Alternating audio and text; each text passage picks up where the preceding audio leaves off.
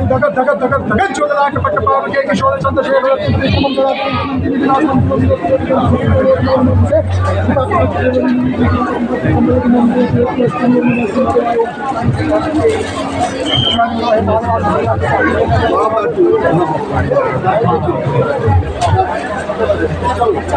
थोड़ा रास्ता छोड़ा हो माता रही है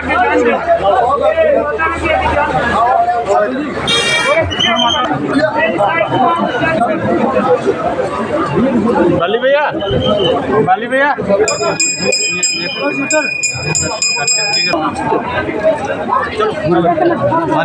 जल्दी करो यार बस हर हर महादेव। आप सभी से निवेदन है कि जयमान बैसाखी राम जी गुरु गोसाई सुनील बोली जी महाराज को आप सम्मानित करेंगे। कृपया मंच के मध्य आ जाएंगे। हर हर महादेव, हर हर महादेव। इस समय गुरु गोसाई सुनील बाली जी महाराज छड़ी यात्रा लेकर यहाँ पहुंचे हैं। आपका यहाँ पे हार्दिक अभिनंदन है। एक्स स्वर्गीय बैसाखी राम जी श्रीमान गुफा में हार्दिक अभिनंदन है।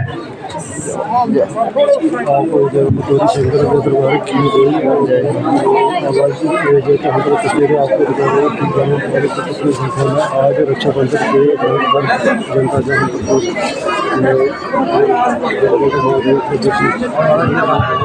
हर हर महादेव।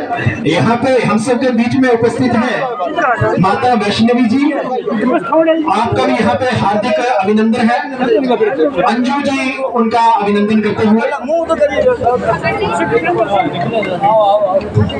हर हर महादेव। क्योंकि आप भी कृपया माता जी के साथ रहेंगे वहां पे।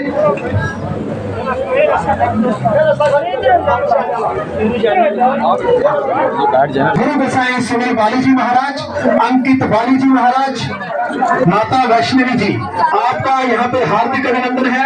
आगे के हम सबका परम सौभाग्य है हमारे बीच में। नमस्कार, आप देख रहे हैं जेके बात। इस समय दोनों गुरु जी महाराज खड़ी यात्रा और माता भगवान की जय।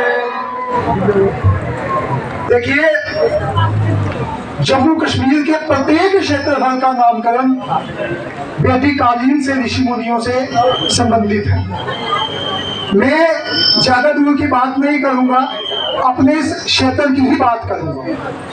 अगर आप जिस क्षेत्र में मैं यहाँ खड़ा हूँ, धर्मशाला और सोलकी के केंद्र पे जिस स्थान पे मैं खड़ा हूँ, जहाँ महादेव आप स्वयंभू के रूप में इस गुफा में प्रकट हुए हैं, अगर मैं इस स्थान का ही जिक्र करूंगा तो धर्मशाला पे कभी ऐसा माना जाता है हमारे पूजनीय मेरे दिल में बसे हुए बाबा लाल जी महाराज की कभी यहाँ पर धर्मशाला हुआ करती थी।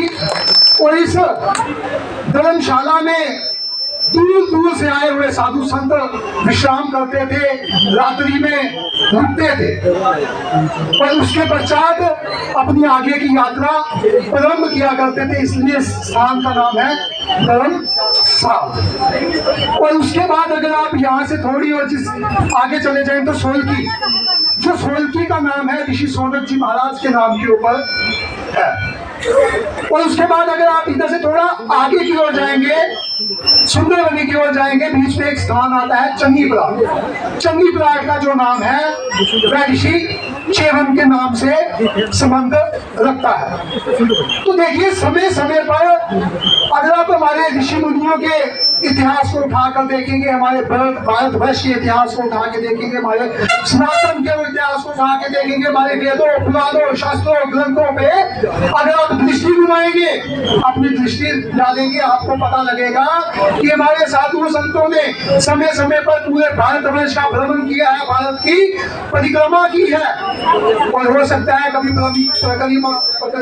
परिक्रमा करते हुए कभी किसी साधु संत ने इस स्थान पे महादेव की गोल यात्रा की हो और उसके बाद अपनी आगे की यात्रा प्रारंभ की हो।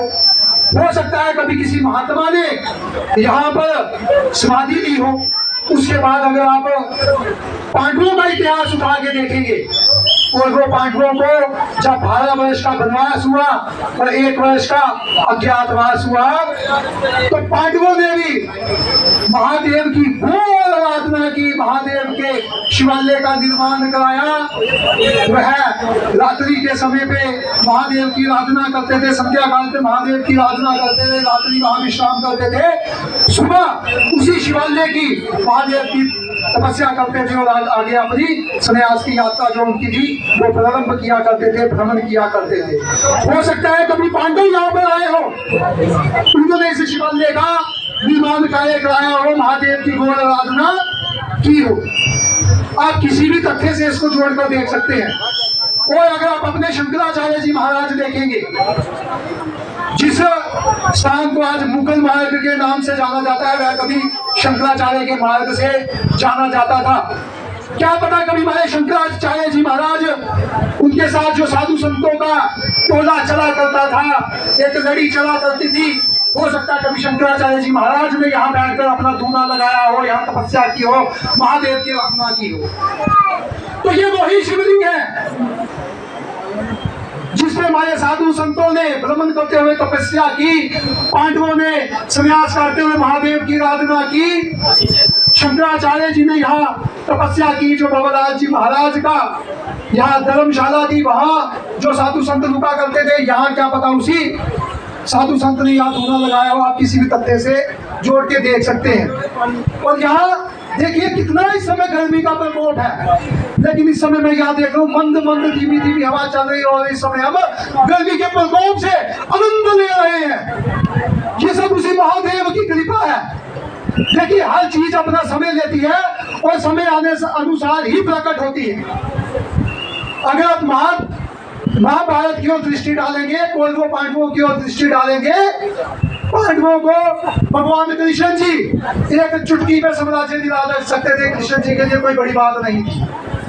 तो उस समय पांडवों का समय नहीं था। जब समय आया पांडवों को उनका साम्राज्य भी मिला, परंतु समय कैसे आया, उन्हें 12 वर्ष का वनवास काटना पड़ा, 1 वर्ष का अज्ञातवास काटना पड़ा। उसके बाद महाभारत का युद्ध हुआ। जब वनवास काट के आए तो उन्होंने कौरवों से कहा हमें हमारा आधा राज्य दे दो, परंतु कौरवों ने कहा युद्ध के बिना मैं सुई के नोक की बराबर की तुम्हें मैं भूमि भी नहीं दूंगा, तुम आधा राज्य मांगते हो। पांडवों ने कहा चलो 5 आधा राज्य छोड़िए, हमें 5 गांव ही दे दीजिए। दुर्योधन ने फिर कहा मैंने तुम्हें क्या कहा, युद्ध के बिना मैं तुम्हें सुई की नोक के बराबर की भूमि भी नहीं दूंगा। और महाभारत हुआ। अब महाभारत का इतिहास बलिभांति जानते हैं। महाभारत हुआ और पांडवों की विजय हुई, धर्म की स्थापना हुई। धर्म की स्थापना उपरांत भगवान कृष्ण ने पांडवों को उनका साम्राज्य दिलाया। तो यहाँ पर भी महादेव ने अपना समय लिया है। और जैसे मैं सुन रहा था, जैसे मुझे बताया गया, मुझे काफी सारे टेलीफोन आए, मुझे बहुत सारे लोगों ने संपर्क किया, आप यहाँ पर आइए, आप यहाँ पहुंचिए और यहाँ देखिए। और मैं आपको सच बता रहा हूँ, मुझे रात को 12 बजे तक सोलकी के और धर्मशाला के लोगों की कॉल आती रही है। मुझे अभी तक नहीं पता मुझे किन किन लोगों ने कॉल किया, मेरे प्रति इतना प्यार दिखाया है यहाँ के लोगों ने। इसके लिए मैं इनका ऋणी भी हूँ और इनका धन्यवादी भी हूँ। मैं उनकी तहे दिल से, दिल की गहराइयों से मैं इनका शुक्रिया अदा भी करता हूँ।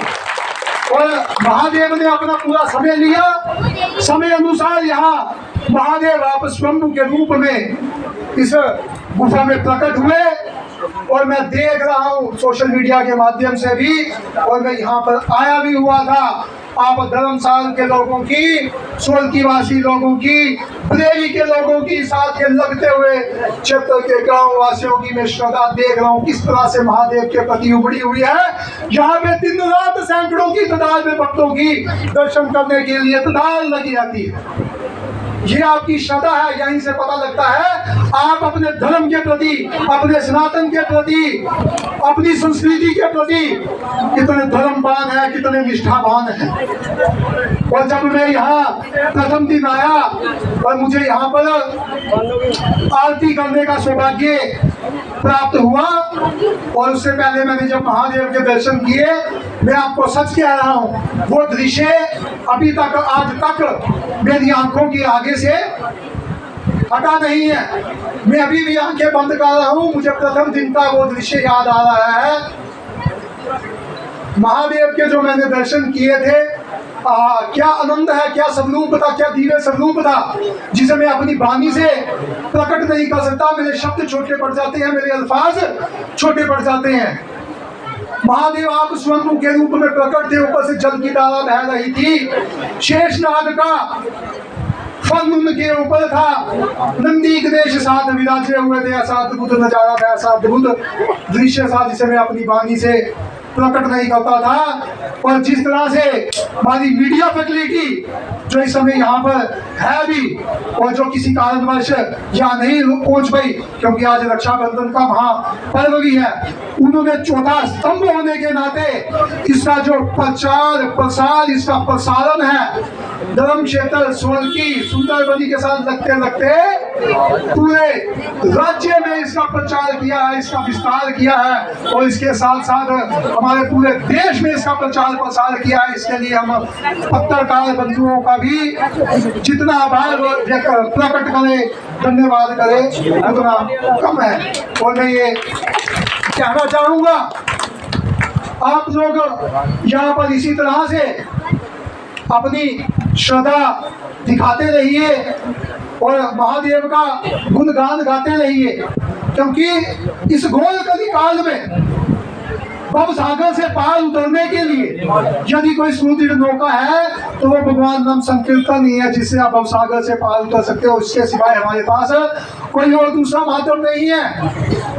बाकी आप जितने मर्जी कार्य कर लीजिए, हमारा जन्म किसके लिए हुआ है, सर्वप्रथम हमें वो समझना होगा, और फिर भव सागर से पार उतरने के लिए हमें कार्य करना होगा। वो कार्य है भगवान नाम संकीर्तन, जिसे आप करते आ रहे हैं, आज से नहीं, जन्मों जन्मों से करते आ रहे हैं। कभी तो इस जगह का नाम धर्मशाल है, ऋषि सोनक के नाम से सोनकी पड़ा। आप धर्म के कार्य आज से नहीं, कब से करते आ रहे हैं। तो ये आपकी इस स्थान के प्रति जो श्रद्धा है, इसके लिए मैं अल्फाज शब्द कुछ प्रकट नहीं कर सकता हूँ, जो आपने श्रद्धा दिखाई है इसके प्रति। और मैं एक चीज और कहना चाहूँगा, आज जिस स्थान से मैंने ये छड़ी लाई है, गुरुगद्दी श्री श्री 1008 सतगुरु बाबा काशीदास जी महाराज भान गंग वाले तीर्थ स्थान, आप उस स्थान पे कभी आइए। वहां पर हमारे पास सतगुरु बाबा काशीदास जी महाराज ने जब भगवान शिव की गौर आराधना की, 24 वर्ष महादेव की गौर आराधना की, तब महादेव ने उन्हें प्रसन्न होकर शेषनाग दिया, सिंह दिया, गंगा दी, काल भैरव दिए। और हमारे सनातन धर्म पे ऐसी प्रथा है, जब भी कोई गुरु अपने चेले को तैयार करता है, उसके कान पे मंत्र फूकता है। जो हम गुरु मंत्र देते हैं वो भगवान शिव द्वारा दिया गया हुआ है। सतगुरु बाबा काशीदास जी महाराज को वही प्रथा चल रही है, वो आज हम गुरु मंत्र देते हैं। और उसके उपरांत जो आज शेषनाग, सिंह, काल भैरव तो समय अनुसार वो लुप्त हो गए, लेकिन बाबा जी को जो भगवान शिव से मिला, शंख, बाबा जी का करमंडल, बाबा जी का खप्पर, जो बाबा जी की अंग की चीजें हैं, बाबा जी की जटाएं, बाबा जी की कान की मुद्राएं, एक मुखी वृक्ष, रुद्राक्ष, ये सब आज हमारे पास वहाँ सुंदरबनी वार्ड नंबर 5 पे गुरु गोसाई सुनील जी महाराज की निगरानी में विराजमान है। और मैं आप सबसे कहना चाहूँगा, आप जब भी सुंदरबनी आए तो समय निकाल के उनके दर्शन करने आए, एक बार नहीं आए, बार बार आए। जितनी भी आई हुई संगत है, मैं से यह कहूँगा, जब भी आप सुंदरबनी आए तो आप वहाँ चीज़ों के जरूर दर्शन करें, क्योंकि वो स्वयं महादेव ने सिद्ध पुरुष अपने ही स्वरूप सतगुरु बाबा काशीदास जी महाराज को दी है। तो आप जरूर वहाँ पहुँचे और चीज़ों के दर्शन करें। और मैं इसी के साथ अपनी वाणी को विराम देता हूँ। और अगर भगवान नाम संकीर्तन हो जाए 2 मिनट का, क्योंकि मैंने पहले ही कहा है इस घोर कलिकाल में भवसागर से पार उतरने के लिए यदि कोई सुदृढ़ नौका है तो भगवान नाम संकीर्तन ही है। क्योंकि मैं आपको एक छोटी सी कहानी बताऊंगा क्योंकि समय बड़ा कम है। एक बार नारद जी भगवान नारायण के दर्शन करने के लिए वैकुंठ लोक में गए और जब वैकुंठ लोक में पहुंचे भगवान नारायण को दंडवत प्रणाम किया और भगवान नारायण को दंडवत प्रणाम करके बोले, प्रभु आज शास्त्रों और ग्रंथों का अध्ययन करते इतने वर्ष हो गए परंतु ये नहीं पता लग सका आप कहाँ विराजमान रहते हैं, आप निश्चित रूप से कहाँ विराजते हैं, कृपया करके आप ही अपना पता बताइए। तब प्रभु मुस्कुराते हुए बोले, हंसते हुए बोले, ना ही मैं वैकुंठ लोक में रहता हूँ और ना ही मैं योगियों के हृदय में रहता हूँ। जहाँ मेरा भक्त मेरे नाम का गुणगान करता है मैं वहीं विराजमान रहता हूँ। इसलिए आपका क्षेत्र में तो भगवान विराजमान थे ही और उन्होंने अपना रूप दिखाई दिया कि मैं दूर नहीं हूँ, मैं आपके बीच ही हूँ। ये आपकी आपके धर्म के प्रति, आपके सनातन के प्रति, आपके भारतवर्ष के प्रति निष्ठा है। तभी भगवान ने समय अनुसार अपना दिव्य रूप दिखाया है और आप स्वयं के रूप में प्रकट हुए हैं। इसीलिए अभी हम भगवान नाम संकीर्तन का गुणगान करेंगे।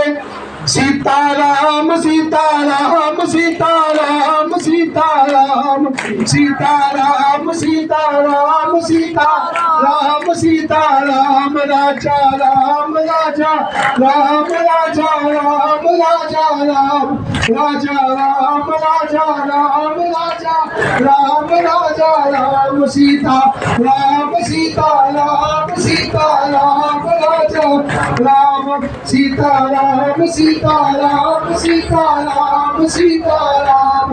ओम नमः शिवाय ओम नमः शिवाय ओम नमः शिवाय ओम शिवाय नमः ओम नमः शिवाय ओम नमः शिवाय ओम नमः शिवाय ओम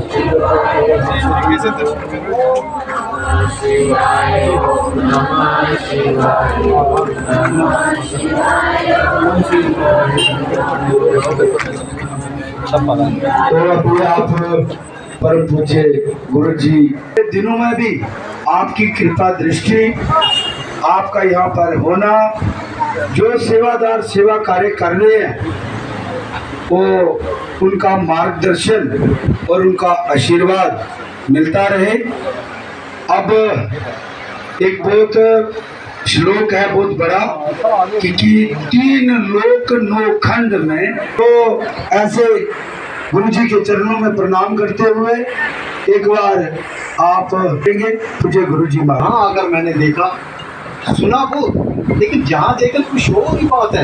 यहाँ का आनंद जो आया है, यहाँ के लोगों की भावना भाव इतना प्रकट हुआ है कि मैंने देखकर दंग रह गया। इतनी धूप में और पैदल तक चलते आए हैं। गाड़ियों में तो आना तो हर बंदा आ सकता है, मगर पैदल आना बहुत मुश्किल कठिन है। लेकिन इन्होंने बहुत श्रद्धा अपनी दिखाई है। ये तो भक्ति का भाव है, जहाँ श्रद्धा है वहीं वो ये सब कुछ कार्यक्रम चलते हैं।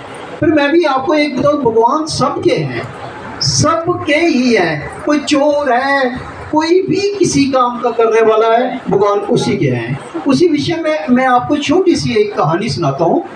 एक बार राजा ने एक मंदिर बनाया समुद्र के बीच में, बहुत बड़ा मंदिर था। वहाँ एक पुजारी को नियुक्त किया। पुजारी अपने ध्यान में लगे रहते थे, सदा ध्यान में, इतने ध्यान में मस्त रहते थे। कौन आया कौन गया उनको कोई नादस नहीं होता था, ना पता होता था। प्रभु की कृपा उन पर बरसने लगी। एक बार एक सेठ ने आकर कहा, मैं तो एक सुकून के जा रहा हूँ, जहाँ मेरा अगर कार्य काम हो गया तो मैं यहाँ पर बहुत कुछ चढ़ाऊँगा। श्रद्धा से उसने कही तो वो सुकून उसकी पूरी होगी। उसने कहा क्या चढ़ाऊँ मैं, क्या दूँ यहाँ पर है। तो यहाँ तो आगे मंदिर, बड़ा विशाल मंदिर है, राजा महाराजा की कृपा बनी हुई है। पैसे दूंगा तो मेरी तो पैसे की वैल्यू नहीं है। ऐसी चीज़ देकर जाता हूँ जो इनके देखने में और इनको पता लगे किसी ने सेठ ने ये चीज़ दी है। तो वो उसने एक दिन सोने का आम बनाया सोने का बहुत बड़ा विशाल आम बनाकर थाली में सजाकर दरबार में आया। दरबार में आकर पुजारी को कहने लगे, ए पुजारी जी, मैं जा रहा हूँ जल लेने के लिए नीचे समुद्र में, आप मेरी इस थाली का ध्यान रखना। वो अपने ध्यान में मस्त थे पुजारी जी, उन पर कोई उसका प्रभाव नहीं पड़ा, उसने क्या बोला क्या नहीं बोला, तो देखते रहे वो सभी।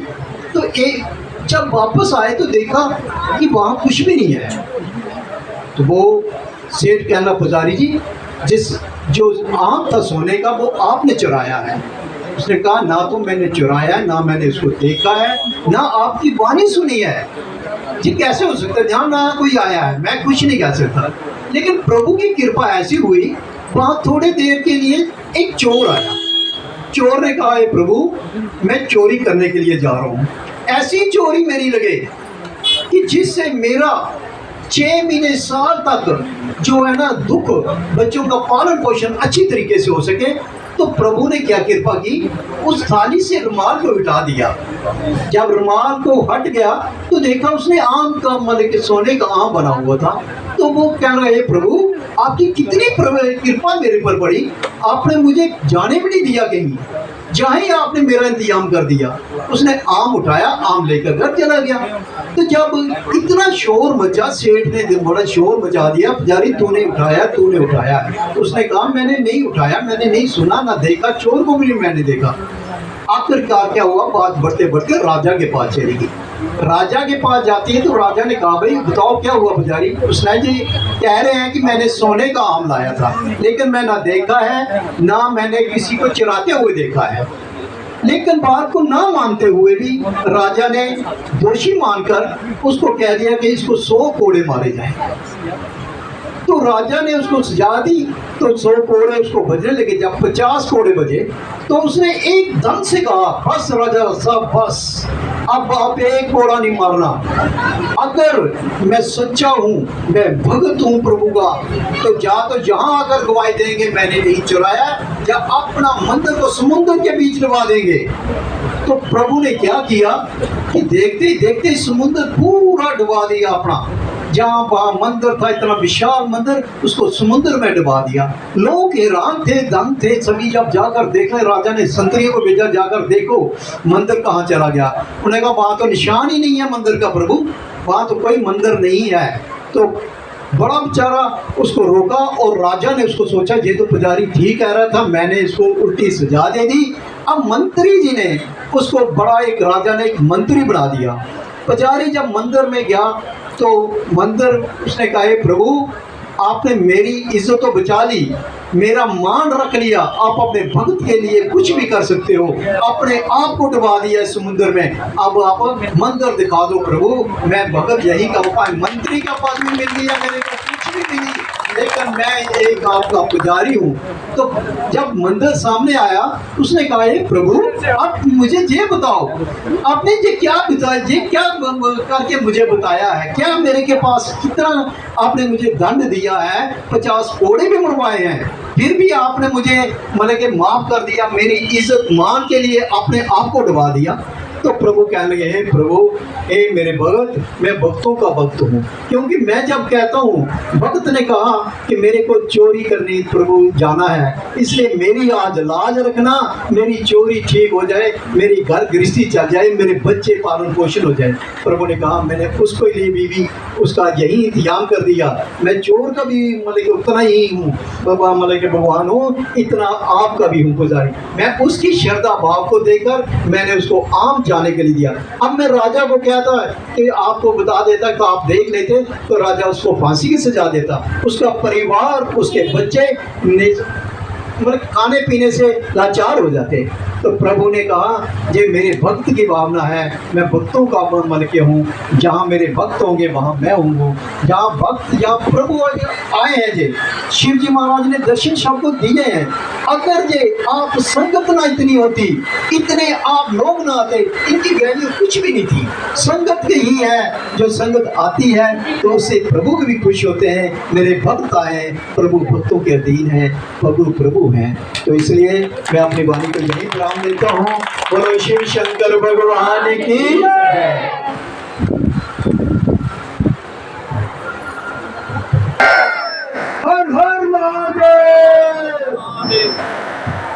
धन्यवाद।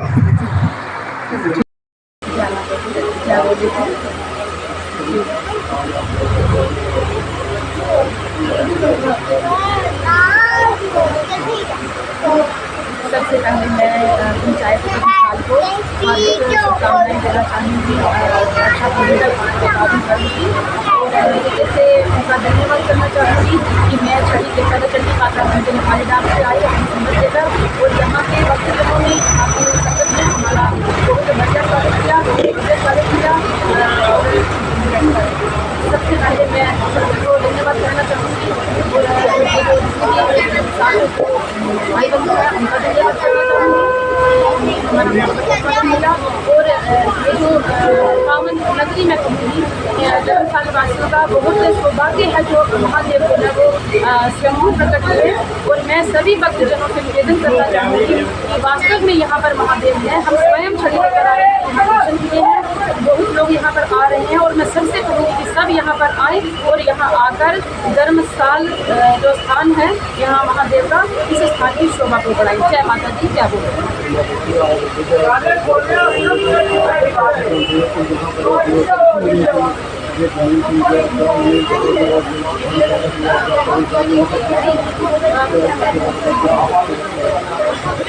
जैसे कि हम संतों से सुनते आए हैं अपने ये गानों से सुनते आए हैं आजकल तो सोशल मीडिया है उससे भी पता चलता है जैसा कि अभी जो भैया सुनील वाली जी या जो गुरु जी आए थे दोनों साथ में उनके सानिध्य में हम लोग आए तो उनके जो विचार हैं उनसे हम सहमत हैं जैसा उन्होंने कहा वो बिल्कुल हम उनसे सहमत हैं बिल्कुल स्थान है पहले किसी समय में सतयुग में द्वापर में त्रेता में यहाँ पर वास्तव में किसी समस्या की होगी तो तभी भगवान का प्रकट हुआ और आप सबको मैं ये कहना चाहूँगी यहाँ पर सब आए और